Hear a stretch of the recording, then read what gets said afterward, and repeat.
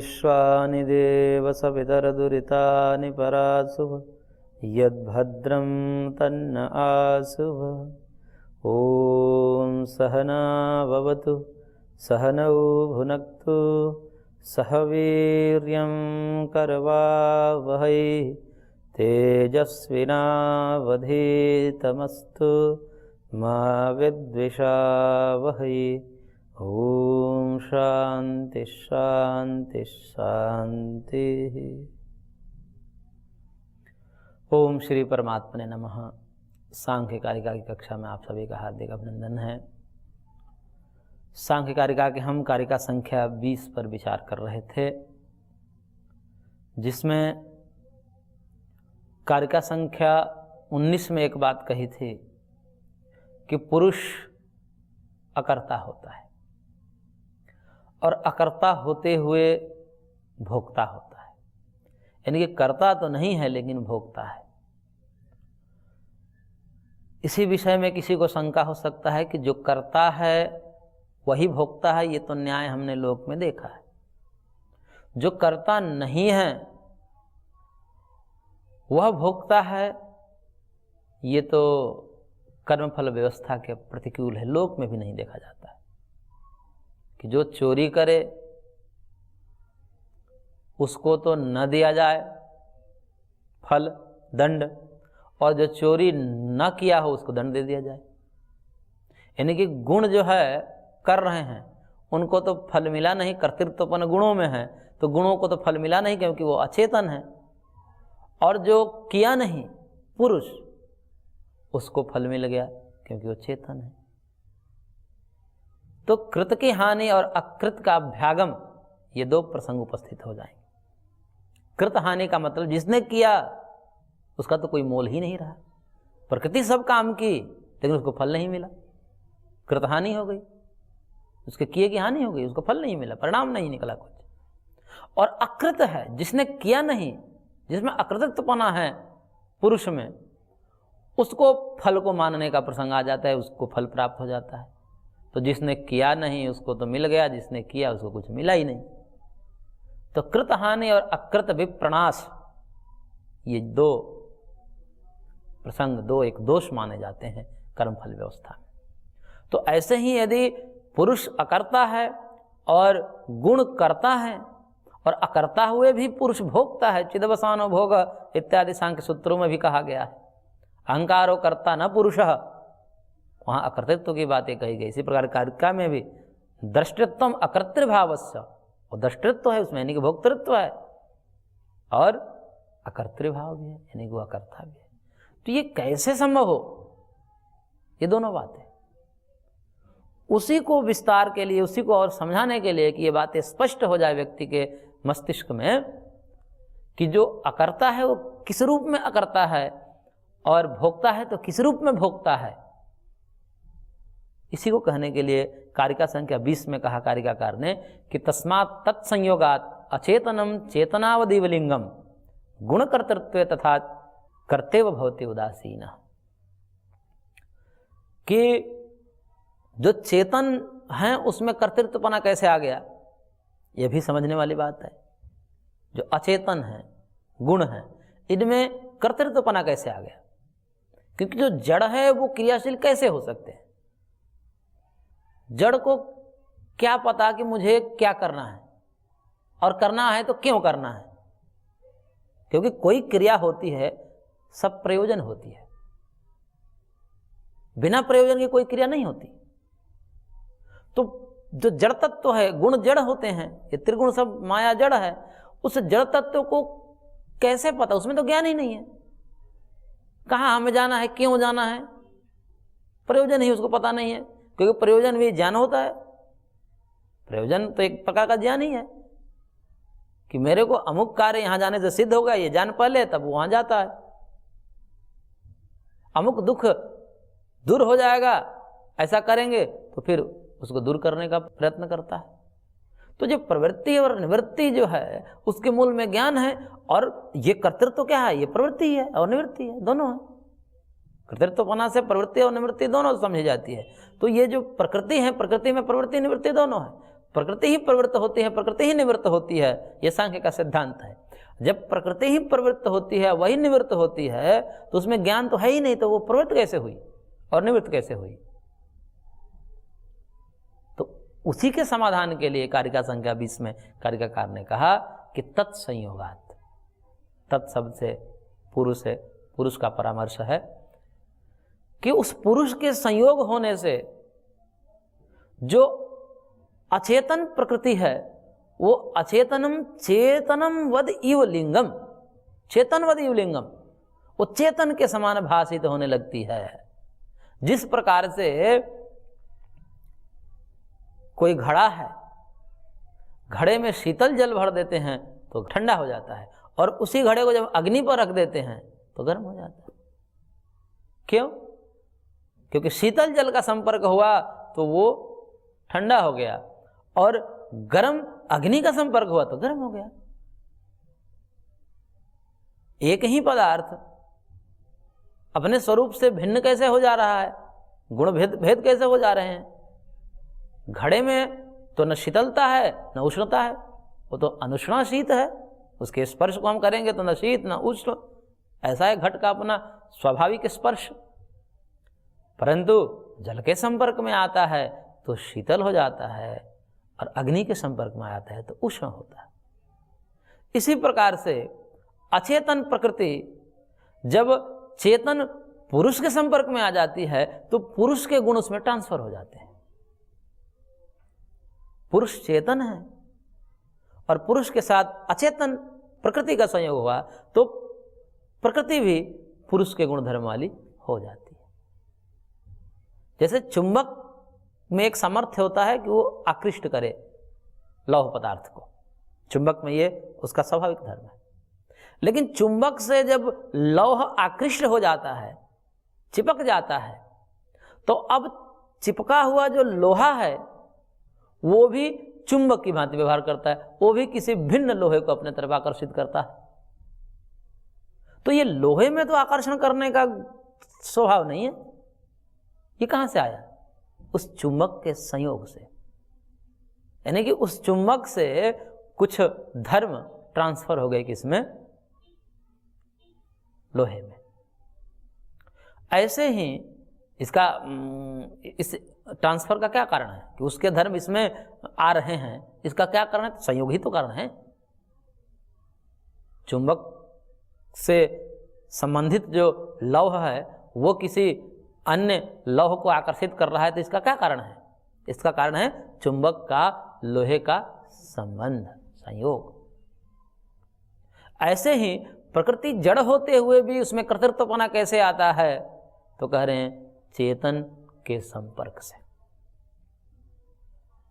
नहीं तो वो तो जड़ है, वो तो कुछ कर ही नहीं सकता, उसमें कुछ ज्ञान ही नहीं है। उसको कहाँ जाना है, क्यों जाना है, उसका तो ज्ञान ही नहीं है। जाना है तो जाना के मूल में कहाँ जाना है उद्देश्य पता होना चाहिए। जैसे कहीं क्रिया होती है, कोई व्यक्ति जा रहा है, हम जा रहे हैं, गति कर रहे हैं, तो हमको पता है ना कि हमारा उद्देश्य, हमको यहाँ जाना है। पहले उद्देश्य पहले होता है, उस उद्देश्य के लेकर के हम प्रवृत्त होते हैं। बिना उद्देश्य के प्रवृत्त नहीं होंगे। कोई उद्देश्य होता है, उस फल को देख करके क्रिया होती है। तो वो अचेतन प्रकृति में ये तो सब है ही नहीं ज्ञान, क्योंकि ज्ञान विहीन है, अचेतन है, जड़ है। ज्ञान विहीन को ही अचेतन कहते हैं। तो उसमें कर्तृत्व तो कैसे आता है? तो कारिकाकार कह रहे हैं कि तत्संयोगात, उस पुरुष के संयोग से उसमें कर्तृत्व आता है। और पुरुष के संयोग से कर्तृत्व आता है तो मूल दृष्टिकोण से यदि ये देखें तो कर्तृत्व यानी कि क्रिया, कर्तृत्व का मतलब क्रिया समझिए, क्रिया का आश्रय जो है वो गुण है, यानी क्रिया का साक्षात संबंध जिसके साथ है वो गुणों के साथ है, और गुणों का ही परिणाम शरीर है, इंद्रियां हैं, मन है, बुद्धि है। अब देखिए क्रिया कहाँ होता है? शरीर में होता है, अथवा इंद्रियों में होती है, अथवा मन में होता है, अथवा चित्त परिणमित होता है तदाकार कारित, तो भी एक क्रिया है। अथवा ये सूक्ष्म शरीर निकल करके दूसरे शरीर में जाता है तो वहाँ भी सूक्ष्म शरीर में क्रिया मानते हैं, तो सूक्ष्म शरीर भी क्या है? वो जड़ प्रकृति का ही विकार है। तो ये जो क्रिया है इसका साक्षात आश्रय होने से साक्षात क्रिया का संबंध तो गुणों में है, लेकिन वो क्रिया किसके माध्यम से हुई है, जब मूल दृष्टिकोण से विचार करें तो वो क्रिया भी आई है चेतन तत्व, चेतन के संपर्क से आई है। तो मूल दृष्टिकोण से यदि विचार करें तो चेतन ही कर्ता बन जाता है, और साक्षात क्रिया के दृष्टिकोण से हम विचार करें तो गुण कर्ता होते हैं। ये अंतर है, ये अंतर समझना चाहिए सांख्य सिद्धांत में। इसलिए सांख्य सब गुण सिद्धांत है, इसको समझने में छक्के छोड़ जाते हैं। तो अकर्ता है और इधर कर्ता है, तो अभी हम तो कर्तृत्वपना गुणों में विचार कर रहे हैं। तो गुण करता है, किस प्रकार से करता है, उसमें कर्तृत्वपना कहां से आता है? क्रिया होने का सामर्थ्य तो है गुणों में कि गुण क्रियाशील हो सकते हैं, लेकिन क्रियाशील वो स्वभाव से नहीं हो सकते। ये जो गुणों में कर्तृत्व दिखाया जा रहा है वो गुणों का स्वाभाविक धर्म नहीं समझना चाहिए, अपितु चेतन से अधिष्ठित गुण ही कर्तृत्व से युक्त होते हैं, उसमें कर्तृत्वपना आता है। चेतन से अनधिष्ठित जो गुण हैं वो कदापि कर्तृत्व वाले नहीं हो सकते, उसमें कर्तृत्व नहीं हो सकता। लेकिन क्रिया की योग्यता उसमें है, क्रिया का आधार बनते हैं वो। शरीर क्रिया का आधार बनता है, इंद्रियां क्रिया का आधार बनती है, मन क्रिया का आधार बनता है। और इसमें बैठा पुरुष निठल्ला है, यानी क्या करता है? वो कुछ नहीं करता लेकिन सब कुछ करता है, क्योंकि उसी के इशारे से सब हो रहे हैं, उसी के इशारे से इंद्रियां अपना काम कर रही है, मन अपना काम कर रहा है, बुद्धि अपना काम कर रही है, शरीर अपना काम कर रहा है, उसी के इशारे से। तो जिस प्रकार से इसको ऐसा समझिए कि जैसे कोई व्यक्ति वाहन में बैठा है, वाहन में बैठा है और वाहन दौड़ रही है, वाहन चल रही है रोड पर, तो वाहन में क्रिया मानेंगे कि ड्राइवर में क्रिया मानेंगे? क्रिया का साक्षात संबंध किसके साथ है? वाहन के साथ। इसलिए वाहन में हम मानेंगे क्रिया, क्रिया का आश्रय वाहन है। लेकिन क्रिया का कर्ता हम किसे मानेंगे? क्रिया का कर्ता हम वाहन चालक को मानेंगे, क्योंकि वाहन चालक से अनधिष्ठित वाहन में कभी क्रिया नहीं देखी जाती। इसलिए क्रिया का कर्ता तो मूल रूप से देखा जाए तो वाहन चालक ही होगा, लेकिन यहां पर गुणों में कर्ता कहा जाए। अहंकारो कर्ता न पुरुषः गुणा गुणेषु वर्तन्ते प्रकृते क्रियमाणानि। यहाँ पर तो गुणों में कर्तृत्वपना दिखाया जा रहा है, यानी कि गुण ही कर्ता है ऐसा दिखाया जा रहा है। तो यह कर्ता किस प्रकार से है? जैसे कोई कहे कि वाहन दौड़ रहा है, जैसे जेसीबी खोद रही है। अब जेसीबी खोद रही है, यानी कि खोदने रूपी क्रिया का कर्ता कौन हुआ? जेसीबी हुई। तो जेसीबी कर्ता साधनत्वेन हुई, करणत्वेन हुई, न कि कर्तृत्वेन हुई, यह समझना चाहिए। यानी कि जेसीबी खुदाई कर रही है तो वह चालक से अधिष्ठित होकर के कर रही है, न कि चालक से अनधिष्ठित होकर के। यानी कि चालक से नियंत्रित होकर के जेसीबी खुदाई कर रही है, चालक से अनियंत्रित होकर के नहीं। तो किस में क्रिया माना जाएगा? तो ये जो जेसीबी खुदाई कर रही है, यहां पर करणत्वेन गौण रूप से कर्तृत्वपना समझना चाहिए जेसीबी में, कर्ण में। और जब कहा जाता है कि जेसीबी खुदाई कर रही है तो वहां पर पुरुष उसके साथ युक्त है, ये बात पहले से अंडरस्टूड रहती है। ये बात प्रत्येक व्यक्ति समझता है कि जेसीबी खुदाई कर रही थी, मतलब ड्राइवर है इसमें। लेकिन वो कहने की विवक्षा नहीं है, वो कहने वाले अपने स्वतंत्र होते हैं। भाई वो कहने की विवक्षा क्या है? जब जेसीबी खुदाई कर रहे तो ये तो आपको समझना ही चाहिए कि उसमें ड्राइवर बैठा है।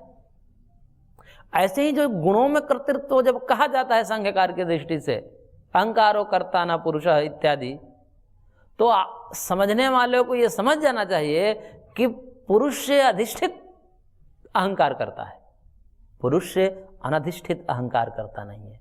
पुरुष से अनधिष्ठित गुण गुणों में नहीं बरत सकते, पुरुष से अनधिष्ठित गुण कार्य नहीं कर सकते, ये समझना चाहिए।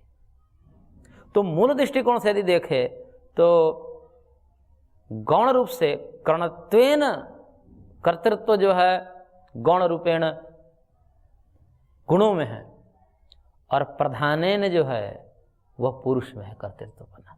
मूल दृष्टिकोण से देखे तो क्रिया का मूल कर्ता कौन है? जैसे भी खुदाई कर दिए तो मूल कर्ता कौन है? ड्राइवर है, चालक। चालक के ही संपर्क से उसमें कर्तृत्वपना आता है। किसमें? जेसीबी में या किसी भी यंत्र, वाहन, उपकरण आदि में। इसी प्रकार से गुणों में जो कर्तृत्वपना आता है वो किसके संयोग से आता है? तो तत्संयोगात, उस पुरुष के संयोग से आता है। और इसलिए वह अचेतन प्रकृति भी चेतनवत आभासित होने लगती है। अब देखिए, हम जो काम कर रहे हैं तो अपने शरीर से कर रहे हैं, और शरीर ही देखा जाता है कि भाई शरीर इष्ट की प्राप्ति के लिए दौड़ता है, अनिष्ट से निवृत्त होता है। ये सब जड़ हैं। ये कैसे हो रहे हैं? ये चेतन के कारण हो रहा है। तो इनमें कर्तृत्वपन आ रहा है तो चेतन के कारण आ रहा है, लेकिन वो जड़ होते हुए भी चेतन की भांति आभासित होते हैं। इसलिए मूल कर्ता तो जो है कर्तृत्वपना तो पुरुष में ही होगा, क्योंकि वो कर्ता का सामर्थ्य उसमें है, शक्ति इतनी है उसमें, उस पुरुष में ये सामर्थ्य है कि इसको काम में लगा सकता है। जैसे बिजली में यह सामर्थ्य है कि वह बल्ब को जला सकता है, फ्रिज को चला सकता है, पंखे को चला सकता है। भले ही पंखा हवा दे, फ्रिज ठंडा करे, हीटर गर्म करे, ये सब सामर्थ्य जो है उन उपकरणों में है, परंतु उनको स्टार्ट करने का, उसके प्रारंभ करने का, उनको चालू करने का स्वभाव किसमें है? बिजली में। इसलिए दोनों बातें हम कह सकते हैं, गुण को भी कर्ता कह सकते हैं पुरुष के संयोग के कारण, और मूल दृष्टिकोण से देखें तो वास्तविक रूप में पुरुष ही करता है। तो पुरुष कर्ता भी है और पुरुष अकर्ता भी है। पुरुष सबको काम में लगाने का सामर्थ्य दे सकता है, सबको कार्योन्मुख करने की शक्ति प्रदान करता है, इसलिए समस्त क्रियाओं का मूल कर्ता पुरुष सिद्ध हो जाता है। और लेकिन सीधा सीधा नहीं करता, इसलिए अकर्ता भी है। जैसे राजा सीधा सीधा कर्म नहीं करता, इस दृष्टिकोण से आप उसको निठल्ला मान सकते हैं, लेकिन सारे काम उसी के प्रेरणा से होती है, इसलिए उसको सब कर्ता भी मान सकते हैं, सब वही करा रहा है ये भी मान सकते हैं। इसलिए पुरुष में दोनों संभव है, कर्ता भी पुरुष है और अकर्ता भी पुरुष है। इसलिए जब पुरुष कर्ता भी है मूल रूप से, तो भोक्ता कहा जा रहा है, तो क्या दिक्कत है? पुरुष में भोक्तृत्व कहां से आ गया जब अकर्तृत्व है, अकर्ता है? तो स्वरूप से तो अकर्ता है, उसका स्वरूप अकर्ता है, वो कहीं जाएगा नहीं। जैसा राजा कहीं जाएगा नहीं, जाएगा तो फिर राजा क्या रह जाएगा? राजा का राजशाही क्या रह जाएगी? जाते आते तो वो लोग हैं जिनके पास सामर्थ्य कम होता है, वो दौड़ते भागते हैं इधर उधर। अरे सामर्थ्य है, ऐश्वर्य है तो एक आदेश करे, इशारा करे, इशारे से काम करे।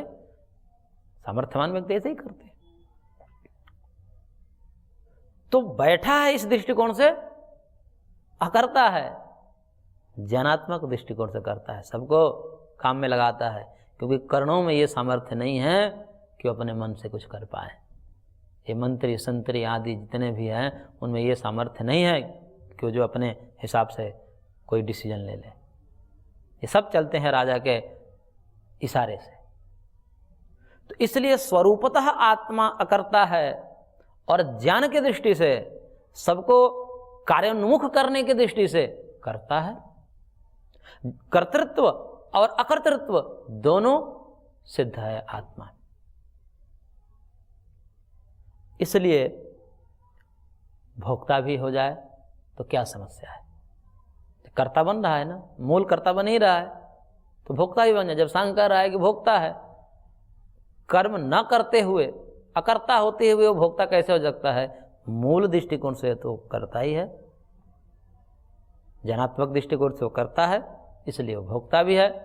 स्वरूपतः अकर्ता है तो अभोक्ता होना चाहिए, तो वह अभोक्ता भी है। अभोक्ता इसलिए है क्योंकि उसके मूल स्वरूप में कोई परिवर्तन नहीं होता है। वह सुख काल में ही सुख से रहित होता है, दुख काल में भी दुख से रहित होता है, राग काल में भी राग से रहित होता है, और विराग काल में भी विराग से रहित होता है। वो न रागी होता है, न द्वेषी होता है, वो न सुखी होता है, न वही दुखी होता है, लेकिन सुख दुख का आभास होता है उसमें।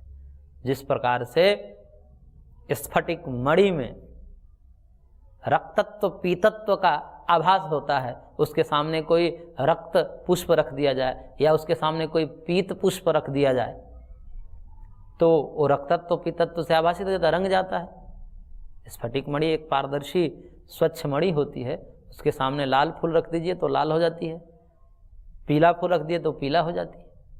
तो जो इसका रक्तत्व पीतत्व है वो क्या परिणाम है, क्या आभास है? आभास है। तो जो पुरुष में भोक्तृत्व है वो सब के सब आभास है, एक प्रतिबिंब की भांति, स्वरूप नहीं है। इसलिए पुरुष में आभासित भोक्तृत्व है और इसी प्रकार से पुरुष में आभासित कर्तृत्व है, क्योंकि सीधा सीधा क्रिया नहीं कर रहा है, पीछे से जुड़ा हुआ है, इसलिए आभासित उसको मान लीजिए। तो आभासित कर्तृत्व भी पुरुष में है तो आभासित भोक्तृत्व है, और स्वाभाविक अकर्तृत्व है तो स्वाभाविक अभोक्तृत्व है। क्योंकि यदि स्वाभाविक अभोक्तृत्व नहीं मानेंगे तो फिर मुक्ति का ये सब उपक्रम समाप्त हो जाएगा, क्योंकि वो सदा सुखी और दुखी होता ही रहेगा, क्योंकि सुखी दुख होना उसका स्वभाव है। यदि ये मान लिया जाए तो फिर सुख से और दुख से रहित एक आनंद की स्थिति, परम साम्यता की स्थिति जो प्राप्त करता है मोक्ष में, वो तो संभव ही नहीं हो सकता। इसलिए सुख दुख के काल में भी वह सुख दुख से रहित होता है, और सुख दुख की जो अनुभूति है वो सब का सब आभास है। तो ये सांख्य के सब गुण सिद्धांत है। इसलिए कारिकाकार ने कहा गुण कर्तृत्व तथा कर्ता इव भवति उदासीन। गुण करता है, गुण में कर्तृत्वपन आया था पुरुष के संयोग से, अब गुणों में जब कर्तृत्वपना आ गया पुरुष के संयोग से, तो उस कर्तृत्व के कारण अब दोनों का दोनों तरफ से जुड़ाव है, तो दोनों के गुण दोनों तरफ ट्रांसफर होते हैं। पुरुष का धर्म प्रकृति में चला गया, प्रकृति ये है, ये पुरुष है, दोनों का संबंध बना, तो इसका धर्म इसमें चला गया, तो ये अचेतन थी चेतन जैसी हो गई। अब चेतन जैसी हुई तो क्रिया करने लगी, और जब क्रिया करने लगी तो संबंध तो बना पुरुष के साथ ना। अब इस कर्ता का असर इस पर पड़ेगा, तो इसलिए ये अकर्ता होते हुए भी इसमें कर्ता आ जाता है। तो इस प्रकार से उदासीन होते हुए भी, अकर्ता होते हुए भी कर्ता इव भवति पुरुषः, पुरुष कर्ता की भांति होता, कर्तृत्वपना उसमें आ जाता है। गुण के संबंध के कारण, गुणों का कर्तृत्व के कारण आत्मा में भी कर्तृत्व आ जाता है, और पुरुष के चेतनत्व के कारण, उसका संबंध होने के कारण गुणों में भी चेतनत्व आ जाता है। तो दोनों का संबंध ही यहाँ पर कारण है, एक दूसरे को मूल धर्म से च्युत कर देता है। मूल धर्म कुछ और है लेकिन आभासित कुछ और होने लगते हैं। तो इस प्रकार से यहाँ पर गुणों में कर्तृत्वपना है, वो कर्तृत्वपना पुरुष के संबंध से है, और पुरुष में जो कर्तृत्वपना है वह गुणों के कारण है, और गुणों में जो चेतनता है वह पुरुष के कारण है। इस प्रकार दोनों का संबंध ही यहाँ पर भ्रम पैदा करता है। इसलिए गीता में कहा कि अहंकार विमूढ़ आत्मा कर्ता अहमिति मन्यते। अहंकार से विमूढ़, अहंकार क्या है? प्रकृति के विकार है, उसी से युक्त रहता है आत्मा, इसलिए उसमें भोक्तृत्व आ जाता है, कर्तृत्व आ जाता है। जब कर्तृत्व आ जाता है तो भोक्तृत्व भी आ जाता है। इसलिए छिद्वसानो भोगा जो सांख्यकार ने कहा है कि वो भोगता है, तो ये भी कोई नाजायज बात नहीं है, ये भी जायज़ है, क्योंकि आभासित कर्तृत्व है तो आभासित ही भोक्तृत्व सांख्य स्वीकार करता है, पारमार्थिक भोक्तृत्व स्वीकार नहीं करता। छिद्वसानो भोगा का तात्पर्य पारमार्थिक रूप से भोक्तृत्व नहीं है, प्रतिबिंब रूप में भोगता है, आभासिक भोक्तापना है उसमें, स्वाभाविक नहीं है। तो इसलिए अकर्ता है तो अभोक्ता ही है, जो भोक्ता आ रहा है वह आभासिक भोक्ता है, और जो कर्ता आ रहा है वो भी पीछे से जुड़ा है इसलिए आ रहा है, तो उसको भी आभासिक ही मानना चाहिए, वो गुणों के संपर्क के कारण आ रहा है उसमें। तो इस प्रकार से ये जो कर्तृत्व, अकर्तृत्व, भोक्तृत्व, अभोक्तृत्व, ये जो पूरा का पूरा ताम झाम है, इसका समन्वय बन जाता है। इसको थोड़ा सा गहनता से समझा जाता है तब ये जाकर से सुलझते हैं। इसलिए आत्मा के विषय में कभी एकांतिक वचन नहीं किया जाता है, दोनों प्रकार के वचन किए जाते हैं, तदे जति तन्नई जति, तद्दूरे तदवंती के, ऐसा वेद में कहा जाता है। एक तरफा करेंगे तो यही समस्या आती है कि दूसरा प्रश्न खड़ा हो जाता है। तो इसलिए वह चलता भी है, वो नहीं भी चलता है, वो करता भी है, वो नहीं भी करता, वो अंदर भी है, वो बाहर है।